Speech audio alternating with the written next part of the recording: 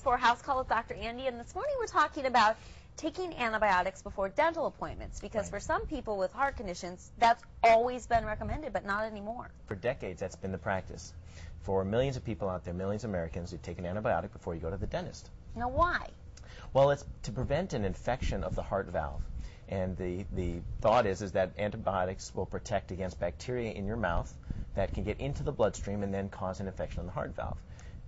And all that changed last month with the new recommendations from the American Heart Association. So why are they now saying you don't need those antibiotics? Well, basically, they've now looked at all the studies that have finally been done to test this practice that we've been doing for years, and they found that actually the risk of taking the antibiotics outweighs the benefit, and there's only a very small number of people out there who really benefit from taking antibiotics. So there's actually a risk now in taking the antibiotics? Correct. The risk of an allergic reaction to the antibiotic, or the risk of resistance to the bacteria against the antibiotics, is actually higher than any benefit that you get from taking the antibiotics. So is there anybody that should still be taking these antibiotics? There is still a limited number of people. So, for example, the people that no longer need to worry, people with heart valve problems like mitral valve prolapse, many people who have had birth defects as children that have had them repaired.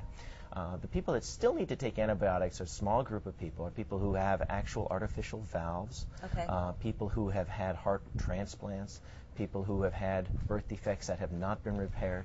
So it's a much smaller group, and definitely need to talk to your dentist or your cardiac surgeon or your family physician. But for the most of the population, if you're a normal, healthy individual, adult, young, older child, you should be fine just going to the dentist. Exactly.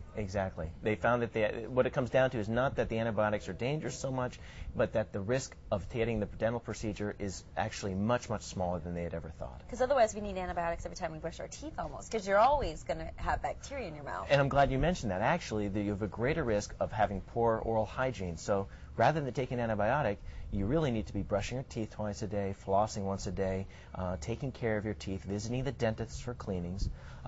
Oral hygiene is a huge area of healthcare that we all neglect.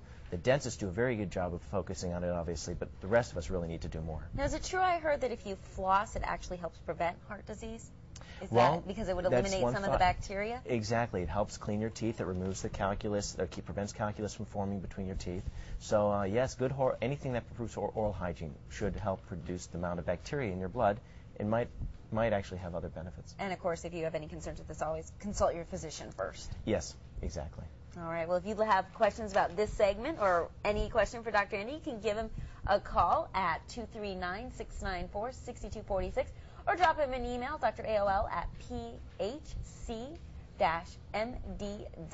actually a slash, and also our website, fox4now.com. We will have Dr. Andy's segment up there if you missed anything this morning. Dr. Andy, thanks so much for stopping by. Always a pleasure.